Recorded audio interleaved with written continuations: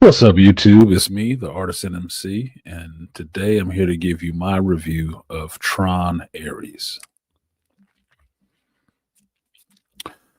I waited about a day or so before I went to see this movie, and I had some time, so I went to catch it after work.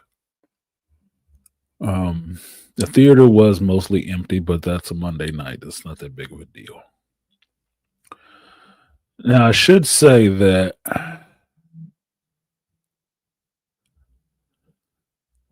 since the beginning of Tron, I have been a fan of this franchise. I've really enjoyed the first movie, as corny as it may seem today. I really enjoyed Tron Legacy. I thought it improved on what the first movie did. The soundtrack obviously killed it by Daft Punk, but it also progressed the story in a way that I thought was really fascinating with the advent of ISOs. Coming into this movie, I had heard that it was pretty bad. Now, I didn't listen to anybody's reviews about it, but I heard that they said that it was bad. But I always make up my mind for myself. I don't necessarily care what people say. I listen, I hear what they say. But my mind is always made up by what I say, what I sit in the theater and see for myself. And what I saw in this movie really felt like the person who made it liked the first one, really loved the second one, but didn't get any of the messages in anyone. This movie felt like it was missing substance, that it had the things you could recognize, the light cycles, the neon colors, the glowing suits. It had all of that stuff. But it was missing the real substantive part about it, something that spoke to the human condition a little bit more, which is where the last story kind of led you off into. Now, this movie happens, let's say, 40 years after the last one, which doesn't make any sense to me, but let's just say 40 years after the last one, given the little montage or catch up that they try to give you in the beginning before you get to the trailer. You're introduced to a security AI called Ares in the Dillinger mainframe.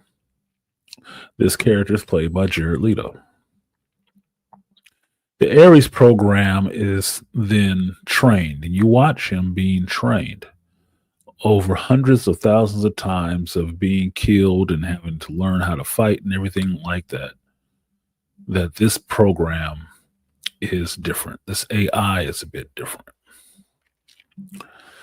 The next part of the story that you get is you're introduced to Julian Dillinger, which is like the grandson or great grandson of the original Dillinger from the Tron movie. He has brought his family's company back a bit, and he is in a pitch race to release the next big thing with their rival from the first movie, which is Incom. Now, Incom is run by Eve Kim. And Eve Kim is new. After the events of the second movie, Tron Legacy, Sam Flynn eventually steps down as the CEO of Incom and leaves. And he leaves the CEO ship to a pair of sisters, Tess and Eve Kim. Well, Tess dies of a type of cancer, which leaves Eve in charge of the company. Eve and Julian Dillinger are in a pitch battle to find something they call the permanence code, which means that anything taken from the grid can be laser printed in our world and will last longer than 30 minutes. It will be permanent. It can walk around and have a life. Now, while that may seem a bit interesting, Julian Dillinger trying to pitch this technology to the government in the form of making weapons and whatnot uses the Ares program as their disposable soldier. Well, what Julian does not realize is that the Ares program is in a bit self aware. All these times of dying, all these times of battling and coming out of the grid into the real world and getting to see what the real world is, he is curious. He's curious and executes a little bit of his own autonomy at times. Now, Eve Kim is the one to find the permanence code.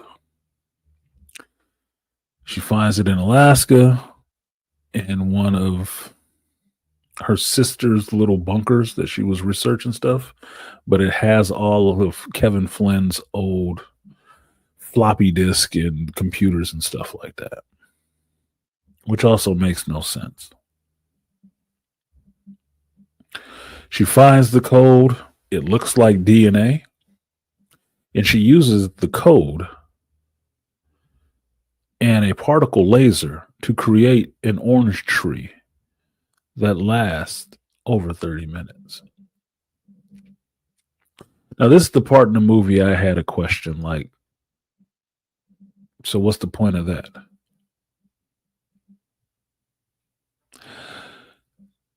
To me, something is missing in the understanding of this movie about what this technology is, how it actually works, and how it is actually beneficial to anybody. From here on out, Eve tries to get the code back to Incom so they can release it, and it'd be the big thing for their breakthrough. Well, Ares finds her, figures out where she was, what she has, and dispatched by Julian Dillinger, Ares goes after her to bring her to Dillinger to take the permanence code from her. Now, somewhere along the way, Ares ends up developing feelings. And he senses empathy out of Eve. So even though he does capture her, she does get put into the Dillinger grid, which is the red grid you see in the trailers and whatnot. Ares disobeys the command by Dillinger to remove the permanence code from Eve and delete her permanently from the real world and from the grid. Ares defects and ends up helping Eve to escape the Dillinger grid back out into the real world. Now, because Ares has defected, one of his soldiers that he trained, his right hand, Athena, is then tasked with bringing him back by any means necessary. Herein lies the pickle. Athena then continues to go back and forth between the grid and the real world, coming to claim Eve. Eve, on the other hand, is trying to look for the permanence code again in Flynn's old system, his old grid. Because before she was captured, she destroyed the flash drive that had the permanence code on it. But there was a backup in Flynn's old program. So her and Ares' plan is to use another particle laser and beam Ares back into that old grid to find the permanence code and then bring it out.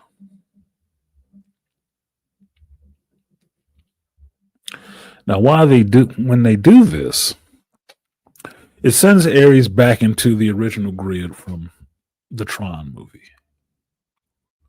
And this is where you get to have Ares meet Kevin Flynn, or a version of Kevin Flynn that existed in this old grid.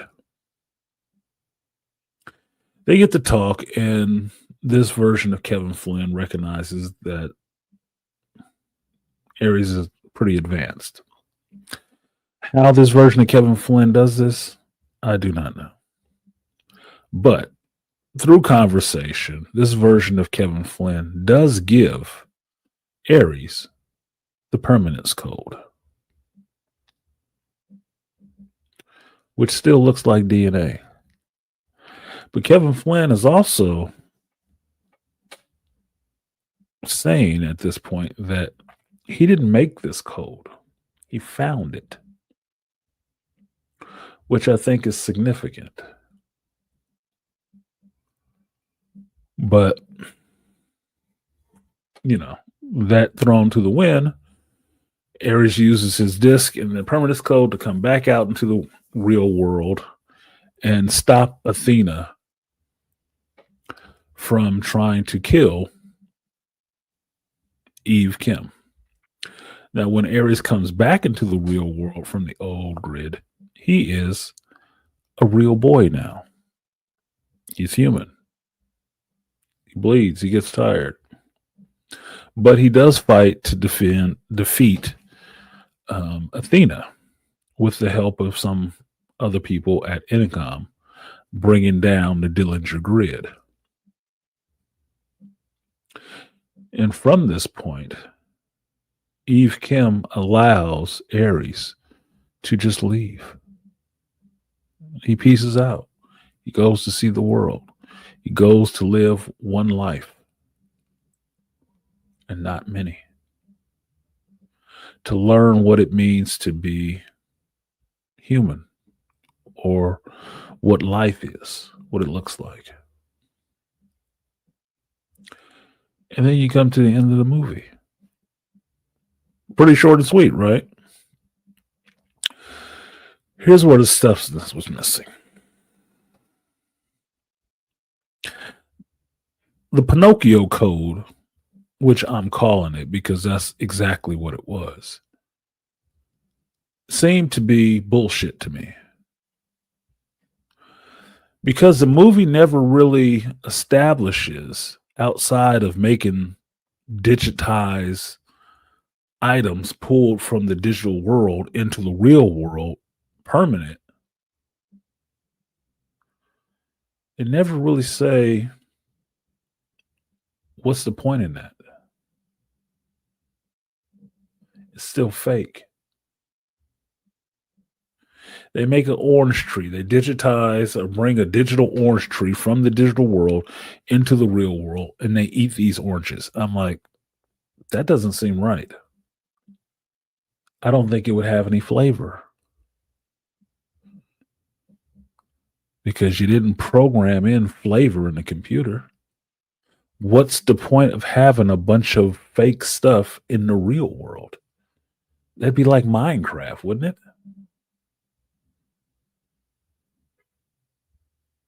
it? Now, they do say in the movie that they make crops and all kind of other stuff, and I'm like, but why would you feed that to people? It can't really be real because the lasers are making it out of something. Is what they're making that out of edible?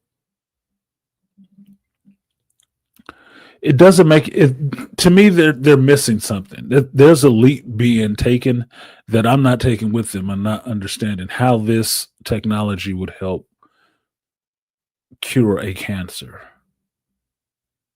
outside of making vehicles and stuff like that or digitized people becoming real. What else is it actually good for?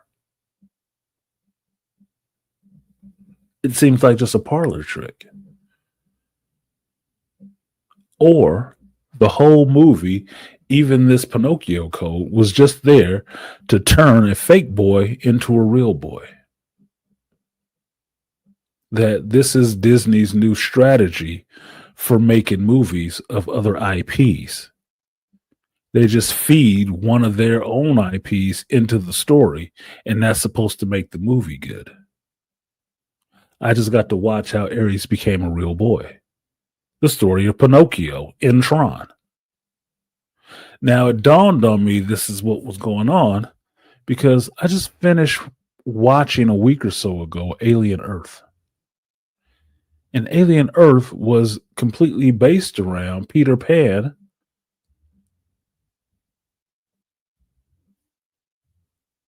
That's what I got. Peter Pan and the Lost Boys in an Alien Earth show. It's supposed to be about xenomorphs and stuff.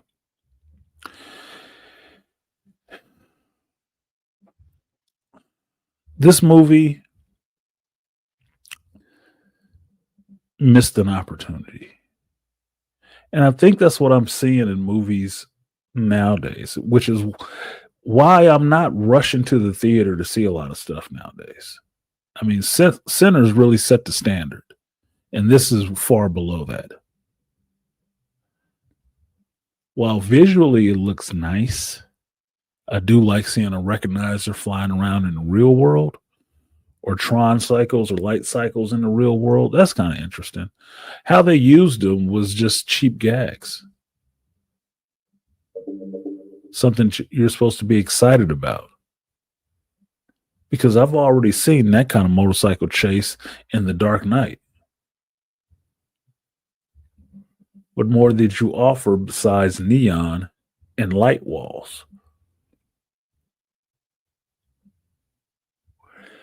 The movie is missing something. It's missing a heart.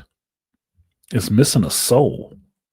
Just like the AI programs coming out of the computer, bouncing off the grid into the real world. They're missing souls. And that's what I saw in the movie. Yeah, some stuff looked colorful, some stuff looked nice, but it was utterly pointless.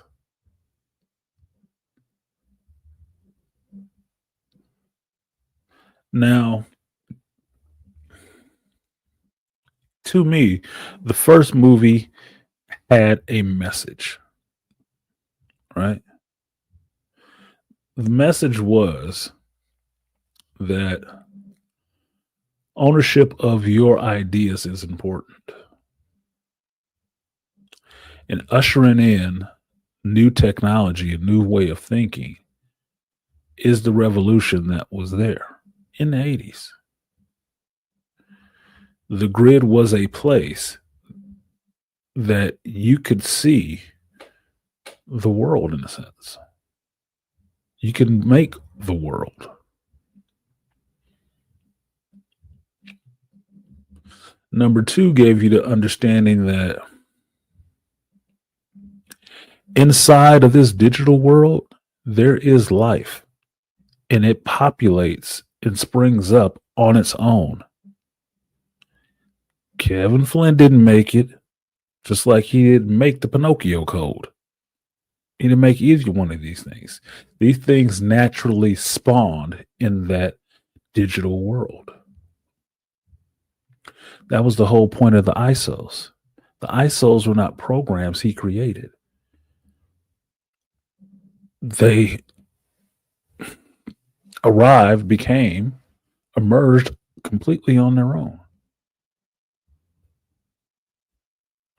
Now, because this movie never dealt with the idea of ISOs, I found it a little insulting that they took the idea of it with Ares, the advanced AI, bringing him into the real world and having the movie in the same way the second one did. A digital person in the real world riding away on a motorcycle, going out into the world to see what life is about. Well, that's not even imaginative at that point. You've already done that. What good is a security program running around in the real world learning about life?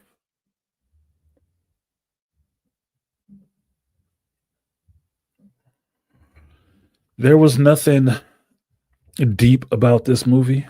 There was nothing that would make you think and really wonder about what is possible with technology.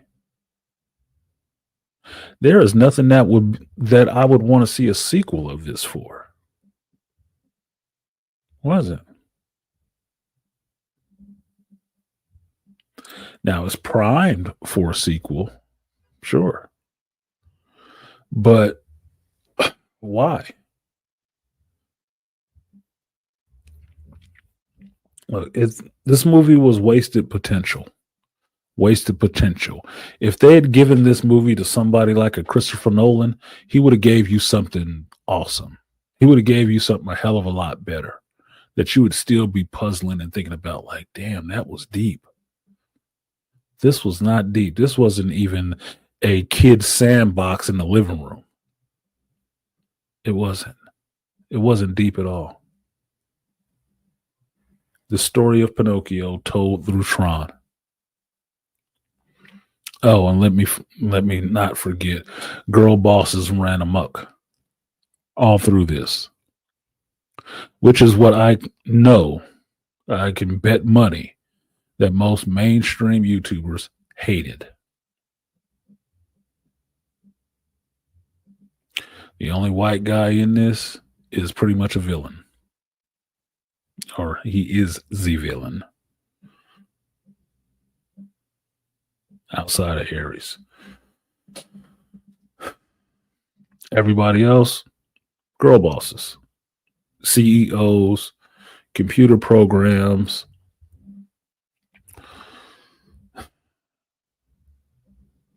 mothers, more wasted potential. They had Gillian Anderson in this. They could have had anybody play that role and not had her in it.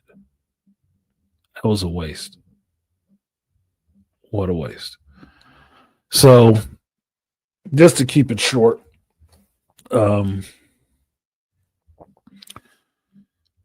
movie was a lot of missed potential. The music, I like Trent Reznor and Nine Inch Nails, but that shit was too loud. It was like they were doing their rendition of Daft Punk stuff. And it was just in some areas it was just loud for no reason at all. There was one to two songs that I really liked. The submarine scene, I like that song. And the end credits song, I like that one. Other than that, the shit was just loud. And it all sounded the same. So for me, there's not really a lot to pull on this movie to say if it was good or if it was this, that, and the other. It's not. I mean, I frankly feel bad. And the person I feel bad the most for is Jared Leto. Jared Leto is a very good actor. Very good actor. But he keeps getting saddled with these movies that could be a franchise underneath him, but are just shit. They just end up being shit. And it's like he could do anything else except movies that have to do with superheroes or science fiction because those movies usually end up bombing. And I don't blame him unless it's his picker or manager lining up the movies for him. I just feel bad for the guy. I really do. Because he is an awesome actor that just keeps getting saddled with shit role after shit role. And he keeps doing his best with it, but the movies get flamed. Flamed. So I feel bad for him. The rest of the characters, the cast of characters in this, who cares? They're utterly forgettable. Even the lead. Utterly forgettable. An Asian female CEO that has no connection to the original characters that we were following. And I think that's what made Tron Legacy so good. You knew what you were following. You were following Kevin Flynn's son, which made sense. This, Sam Flynn just gave his company away to two other chicks. Huh? Who are they? What happened to Sam and Cora? They're supposed to change the world. How? How are you being able to 3D print digital stuff changing anything in the world? Other than making a company rich because you can print some stuff out for people?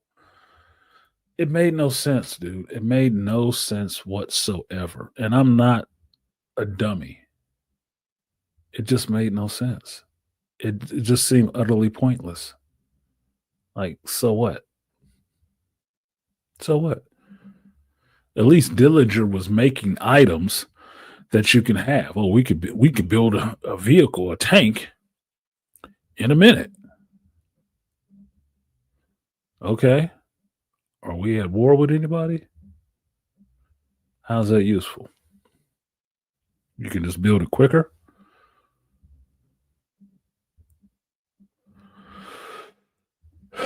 Oh, bro.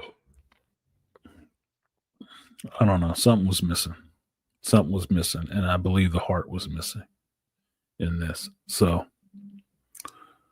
for me, you could watch it or you could pass on it. I think I could have passed on it. I could have. Because to me, it doesn't really add anything to the Tron movies. It doesn't. Doesn't necessarily take anything away because they just regurgitated some scenes from the first one and the second one into this. But as a sequel, it's not really adding anything. It's not.